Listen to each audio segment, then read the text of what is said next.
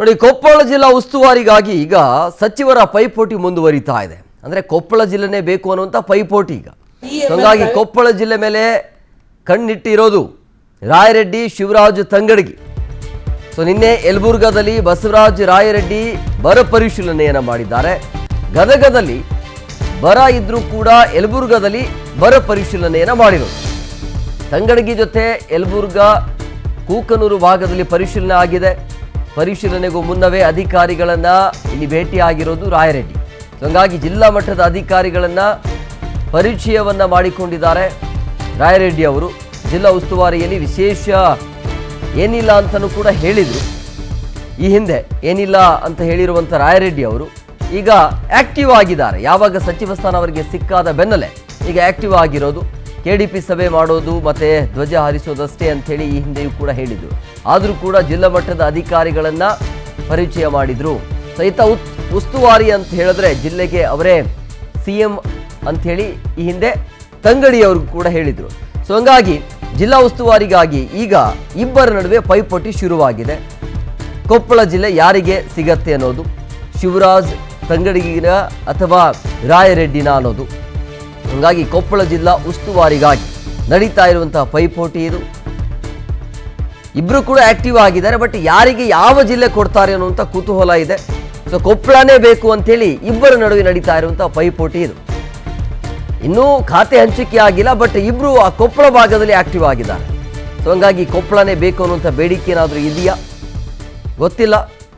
ಇಬ್ರು ಬರ ವೀಕ್ಷಣೆಯನ್ನು ಮಾಡಲಿಕ್ಕೆ ಮುಂದಾಗಿದ್ದಾರೆ. ಕಾದು ನೋಡಬೇಕಾಗತ್ತೆ ಯಾರಿಗೆ ಯಾವ ಜಿಲ್ಲೆಯ ಉಸ್ತುವಾರಿ ನೀಡ್ತಾರೆ ಅಂಥೇಳಿ.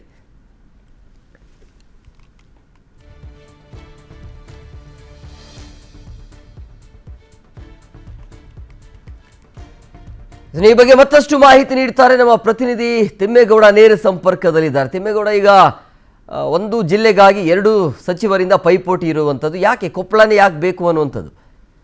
ಕೊಪ್ಪಳನೇ ಯಾಕೆ ಬೇಕು ಅಂದರೆ ಎಲ್ಲೋ ಒಂದು ಕಡೆಯಾಗಿ ತಮ್ಮ ತವರು ಜಿಲ್ಲೆಯಲ್ಲಿ ಒಂದು ಪ್ರಾಬಲ್ಯವನ್ನು ಸಾಧಿಸಬೇಕು, ಹಿಡಿತವನ್ನು ಸಾಧಿಸಬೇಕು. ಮತ್ತೊಂದು ಕಡೆಯಾಗಿ ತಮ್ಮ ಚುನಾವಣಾ ರಾಜಕೀಯದ ಒಂದು ಕೊನೆಯ ದಿನಗಳಲ್ಲಿ ಏನು ಮಂತ್ರಿ ಸ್ಥಾನವನ್ನು ಪಡ್ಕೊಂಡಿದ್ದೀವಿ, ಹೀಗಾಗಿ ತಮ್ಮ ಜಿಲ್ಲೆಯಲ್ಲಿ ಧ್ವಜಾರೋಹಣವನ್ನು ನಾನೇ ನೆರವೇರಿಸಬೇಕು. ಆ ಮೂಲಕವಾಗಿ ಜಿಲ್ಲೆಗೆ ಒಂದು ರೀತಿ ನನ್ನ ಪ್ರಾಬಲ್ಯ ಇದೆ ಎನ್ನುವಂಥ ಒಂದು ನಿಟ್ಟಲ್ಲಿ ತೋರಿಸ್ಬೇಕು ಅನ್ನುವಂಥ ಕಾರಣಕ್ಕೋಸ್ಕರವಾಗಿಯೇ ಬಸವರಾಜ ರಾಯರೆಡ್ಡಿಯವರು ಒಂದು ರೀತಿ ಏನು ಕೊಪ್ಪಳ ಜಿಲ್ಲಾ ಉಸ್ತುವಾರಿ ಸಚಿವ ಸ್ಥಾನ ನನಗೆ ಬೇಕೇ ಬೇಕು ಅನ್ನುವಂಥ ನಿಟ್ಟಲ್ಲಿ ಹಠಕ್ಕೆ ಬಿದ್ದಂತೆ ಕಾಣಿಸ್ತಾ ಇದೆ.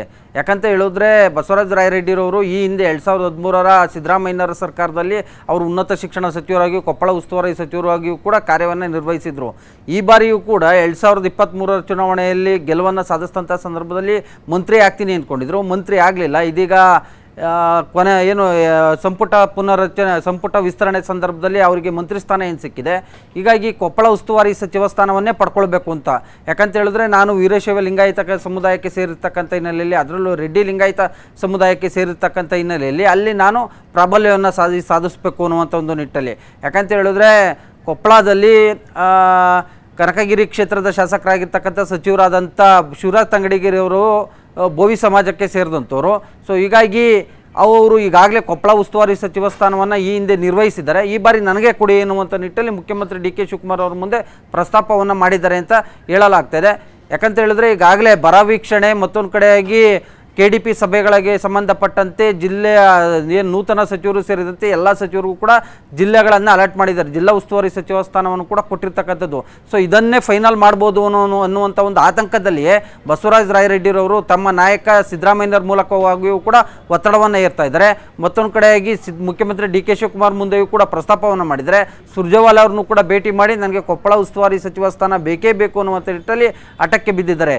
ಮತ್ತೊಂದು ಕಡೆಗೆ ಏನು ಶಿವರಾಜ್ ತಂಗಡಿಗಿ ಅವರು ಕೂಡ ಇದೇ ರೀತಿಯಾಗಿ ನನಗೆ ಕೊಪ್ಪಳ ಉಸ್ತುವಾರಿ ಸಚಿವ ಸ್ಥಾನದಲ್ಲಿ ಮುಂದುವರಿಸಬೇಕು ಅನ್ನುವಂಥ ಒಂದು ಬೇಡಿಕೆಯನ್ನು ಕೂಡ ಇಟ್ಟಿರ್ತಕ್ಕಂಥದ್ದು. ನಾನು ಯಾವುದೇ ಕಾರಣಕ್ಕೂ ಕೊಪ್ಪಳ ಉಸ್ತುವಾರಿ ಸ್ಥಾನವನ್ನು ಬಿಟ್ಕೊಡೋದಿಲ್ಲ ಅನ್ನುವಂಥ ನಿಟ್ಟಲ್ಲಿ ಅವರು ಕೂಡ ಮುಖ್ಯಮಂತ್ರಿ DK ಶಿವಕುಮಾರ್ ಮುಂದೆ ಪ್ರಸ್ತಾಪವನ್ನು ಮಾಡಿದ್ದಾರೆ ಅಂತ ಹೇಳಲಾಗ್ತಿದೆ. ಹೀಗಾಗಿ ಜಿಲ್ಲಾ ಉಸ್ತುವಾರಿ ಸಚಿವ ಸ್ಥಾನ ಜಿಲ್ಲಾ ಉಸ್ತುವಾರಿ ವಿಚಾರದಲ್ಲೂ ಕೂಡ ಇದೀಗ ಅಸಮಾಧಾನ ಭುಗಿಲೇಳುವಂಥ ಒಂದು ಸಾಧ್ಯತೆಗಳಿದ್ದಾವೆ. ಇದು ಒಂದು ಕಡೆ ಎಕ್ಸಾಂಪಲ್ಲು. ಮತ್ತೊಂದು ಕಡೆಯಾಗಿ ಬೇರೆ ಬೇರೆ ಒಂದೇ ಜಿಲ್ಲೆಗೆ ಇಬ್ಬಿಬ್ಬರು ಸಚಿವರನ್ನು ನಿಯೋಜನೆ ಮಾಡಿರ್ತಕ್ಕಂಥ, ಅಂದರೆ ಸಚಿವ ಸ್ಥಾನವನ್ನು ಕೊಟ್ಟಿರ್ತಕ್ಕಂಥ ಹಿನ್ನೆಲೆಯಲ್ಲಿ ಸಹಜವಾಗಿ ಎರಡು ಸಚಿವ ಸ್ಥಾನಗಳನ್ನು ಪಡ್ಕೊಂಡಿರ್ತಕ್ಕಂಥ ಜಿಲ್ಲೆಗಳಲ್ಲಿ ಸಹಜವಾಗಿ ಈ ರೀತಿಯಾದಂಥ ಜಿಲ್ಲಾ ಉಸ್ತುವಾರಿ ಸಚಿವ ಸ್ಥಾನಕ್ಕೂ ಕೂಡ ಖಾತೆ ಕಗ್ಗಂಟು ಖಾತೆ ಖ್ಯಾತೆ ಉಂಟಾಗೋದ್ರಲ್ಲಿ ಯಾವುದೇ ರೀತಿಯ ಸಂದೇಹ ಇಲ್ಲ M Kumar. Okay, thank you ಗೌಡ್ರೆ ನಿಮ್ಮೆಲ್ಲ ಡೀಟೇಲ್ಸ್ಗಾಗಿ.